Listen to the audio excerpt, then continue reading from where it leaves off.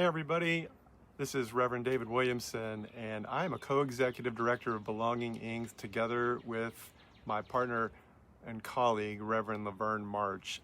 I'd like to share with you a little bit about what I'm doing in this role and why it is important to me.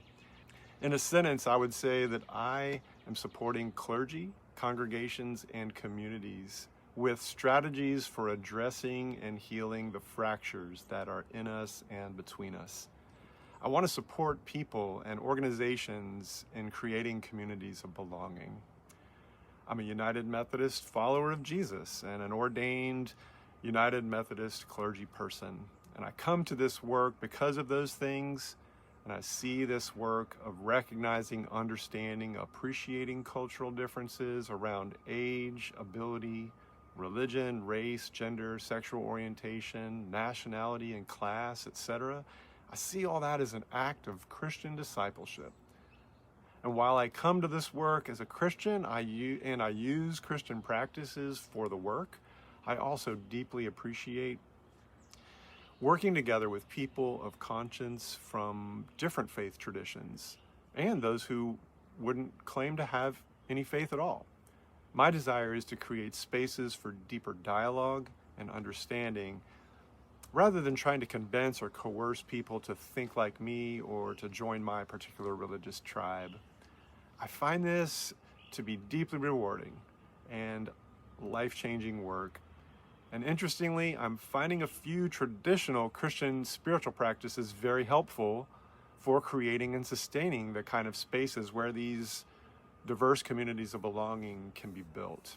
And I'd like to talk about those Christian practices for a second.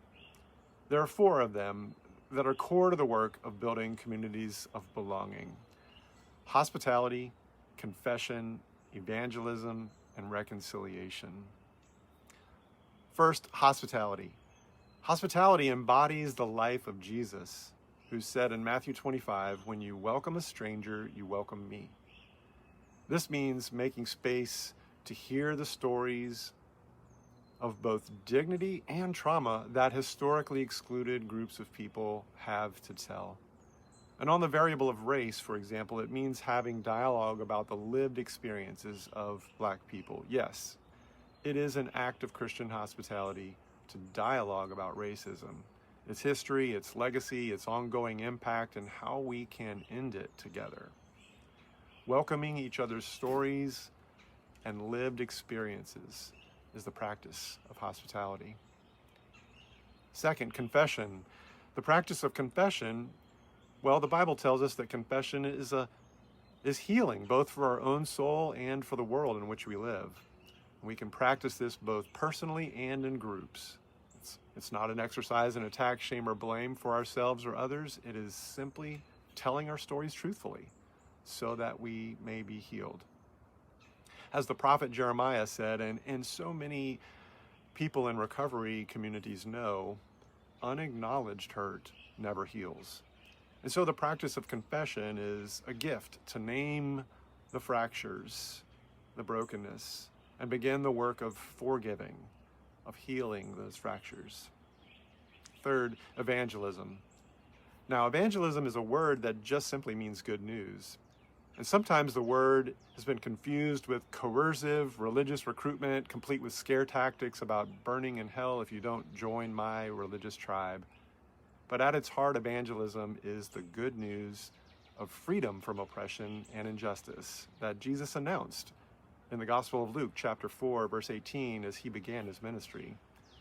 It is the good news that the fear tactics of oppression, death being the biggest one, no longer hold their power. The good news of Jesus is that death has lost its grip on us, and therefore we can live together justly with our neighbors. We do not need to live with enemies, suspicions, competitions, or better than, less than thinking about others. The good news is that we see the image of God, the imago Dei, in each other, and we can name that and invite people to live into that image in which they are made. And fourth, the practice of reconciliation. The Bible says in 2 Corinthians chapter 5, verse 18, that we have been given the ministry of reconciliation by Jesus, who has reconciled us to God and one another. This is a Christian practice that addresses and changes the many different barriers and obstacles to success, to access, and opportunities for belonging. Sure, it involves hard work and taking responsibility. It also requires an awareness of how cultural formation works, addressing biases, often outside of our awareness, that can undermine our stated values for hospitality, belonging, and inclusion.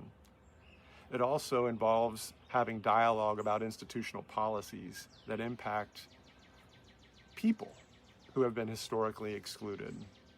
Yes, the work of reconciliation involves having political dialogue, because policies have always mattered for who gets what, when, and how. What's important to realize as we practice reconciliation is that our goal is repairing the distance between us, seeing each other's dignity, and living justly with our neighbors, even as we disagree. Reconciliation makes space for disagreement. It just says no to attack, shame, or blame. So, what do you think? Do you think that those 4 Christian practices of hospitality, confession, evangelism, and reconciliation might help create and sustain the kind of spaces where people who are culturally different can bring their spiritual questions, their interests, and their concerns to be seen and heard, and where communities of belonging can be built? Does this sound like a thing that you would like to explore together with people who are different from you?